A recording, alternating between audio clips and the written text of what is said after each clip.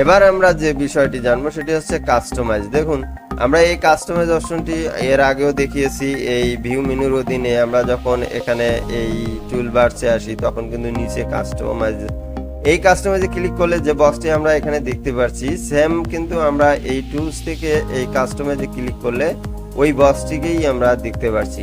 তো যদিও বা আমরা বলেছি যে টুলবারের বামে যে টিক মার্কগুলো দেওয়া রয়েছে সেই টুলবারগুলো আমাদের এই প্রোগ্রামের ইন্টারফেসে শো করছে।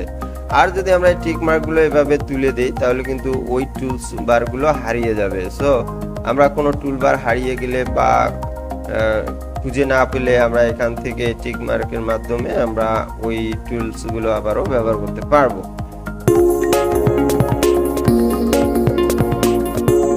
তো এভাবে আমি একটি গুরুত্বপূর্ণ অপশন আপনাদের কমেন্ট সেকশনে দেখিয়ে দিব। এখানে কিন্তু দেখুন যে আমরা এখানে গাণিতিকের কিছু ইকুয়েশন ব্যবহার করে রয়েছি, এখানে সুপারস্ক্রিপ্ট সাবস্ক্রিপ্ট ব্যবহার করেছি, এখানে টাইমস নিউ রোমান ফন্ট ব্যবহার করছি, সুতরাং এমজে ফন্ট ব্যবহার করছি। এগুলো মূলত কিভাবে নিয়ে এসেছি, যেমন দেখুন যে আমরা যদি এই প্রথমত এখানে আপনাকে জানতে হবে যে কোন মেনুর অধীনে কোন কোন অপশন রয়েছে। ইকুয়েশনটা সাধারণত এই ইনসার্টে থাকে। আমরা যদি চাই তাহলে এখানে দেখুন যে এই ইকুয়েশন নামে একটি অপশন রয়েছে। যেমন দেখুন যে আমরা যদি এই লেখাটিকে এবার মাউসের লেফট বাটন ক্লিক দিয়ে চেপে ধরে টেনে এনে এই অংশটার মধ্যে ছেড়ে দিই তাহলে কিন্তু ওখানে থাকবে না। আর যদি আমরা ব্যবহার করতে চাই, ইন্টারফেসে ব্যবহার করতে চাই, তাহলে কিন্তু অপশনটাতে আপনাদেরকে চলে আসতে হবে। এরপরে ইকুয়েশনের গায়ে টিক দিয়ে এভাবে মাউস দিয়ে চেপে ধরে আপনারা যে স্থানে নেবেন সেই স্থানে এনে ছাড়িয়ে দিলে আপনার ওই চিহ্ন বা ওই অপশনটি সেট হয়ে যাবে। তো এভাবে কিন্তু প্রয়োজনীয় যেগুলো নিত্য প্রয়োজনীয় বেশি ব্যবহৃত হয় সেই সমস্ত টুলসগুলো আমরা এভাবে সাজিয়ে নিতে পারি। এটি হচ্ছে আমাদের কাজের সুবিধা।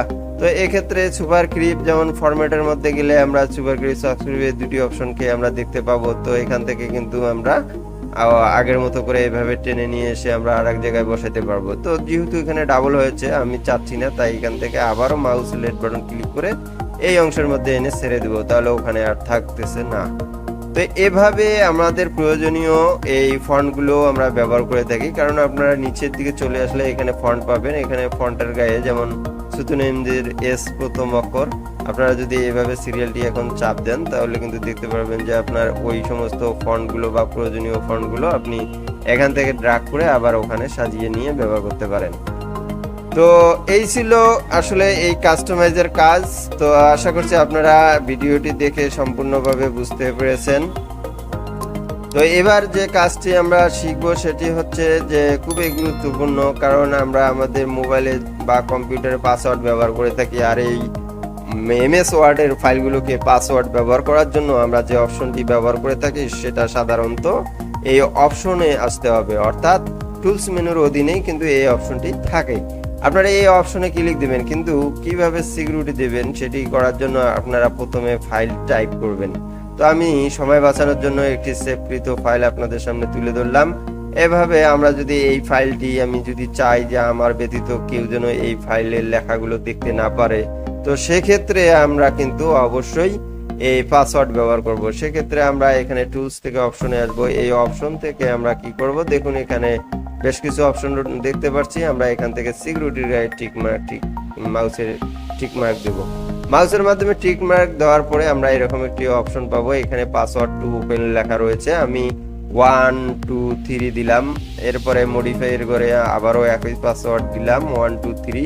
এরপরে বক্সটি ওকে করার সঙ্গে সঙ্গে আমাদের কনফার্ম পাসওয়ার্ড চাপে আমরা আবারও 1 2 3 করে ওকে করব। এরপরে আমাদের মডিফাইয়ের জন্য কনফার্ম চাচ্ছে, আমরা আবারও 1 2 3 দিব। এভাবে 4টি জায়গায় আমরা একই পাসওয়ার্ড ব্যবহার করে ওকে করব।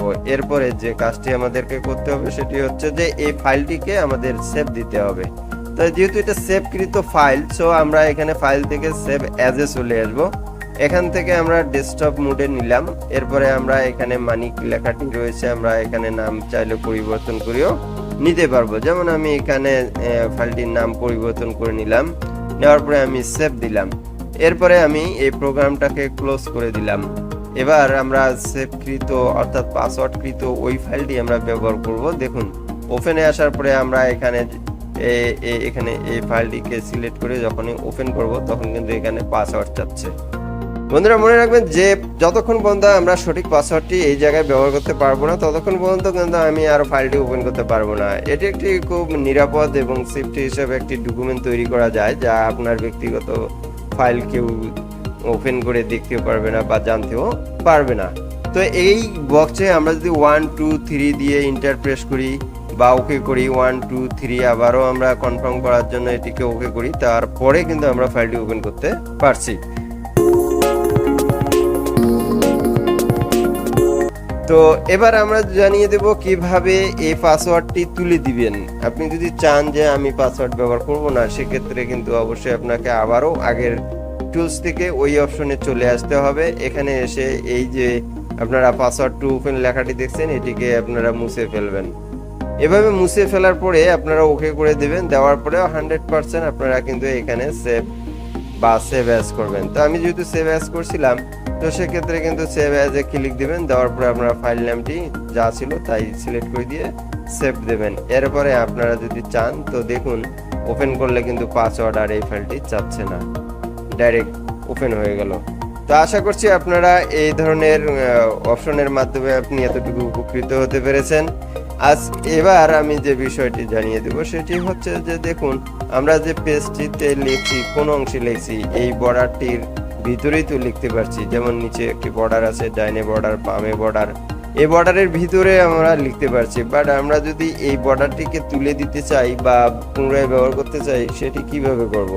তো এটার জন্য আমরা আসলে এই টুলসের অধীনে আমরা অপশনে চলে আসব। অপশন থেকে এখানে দেখুন ভিউ, এই ভিউ অপশনে ক্লিক দেওয়ার পরে আপনারা একটু নিচের দিকে আসলে দেখবেন যে print and web layout option. এখানে টেক্সট বাউন্ডারিজ নামে একটি টিক মার্ক দেওয়া রয়েছে। এই টিক মার্ক যদি দেওয়া থাকে তাহলে অবশ্যই আপনি এই পেজের মধ্যে বর্ডারটি পাবেন।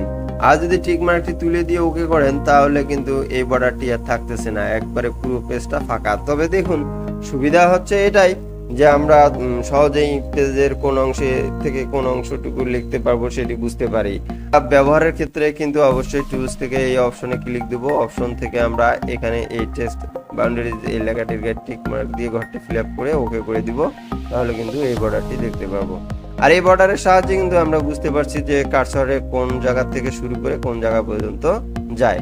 তো আশা করছি আপনারা এই বিষয়টি অবগত হতে পেরেছেন।